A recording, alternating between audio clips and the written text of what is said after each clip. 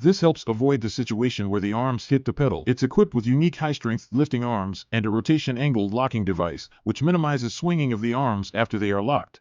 Hello everyone, today we're back at Balance's Practical Operation Exhibition Hall. In the previous episode, we showed you the T40SD arch-type 2-post lift with inverted oil cylinder, and in this episode, we'll be demonstrating the T40SD with a vehicle in our Practical Operation Exhibition Hall. It's a SUV with rocker panels, so when lifting it, we may need to install the optional lift pads and adapters in advance. Now we can see that the lift pad is equipped with adapter.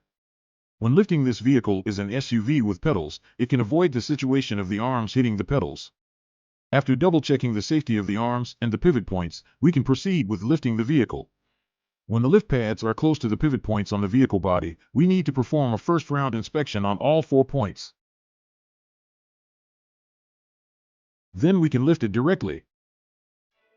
The T40SD is equipped with unique high-strength lifting arms, a rotation-angled locking device, and minimal arm swing after locking.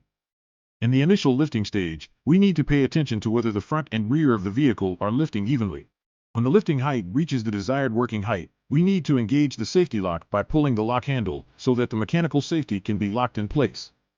Next, we can perform operations on the vehicle chassis or tires. We need to lower the vehicle. We first need to lift it slightly to facilitate unlocking the mechanical safety.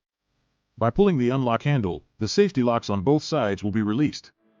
At the same time, we need to press down on the lowering handle to start lowering the vehicle. During the lowering process, we also need to observe the level of the vehicle's descent. That's the operation demonstration of the T40SD. Proper operation ensures the safety of the vehicle and the person. Follow Balance for more updates.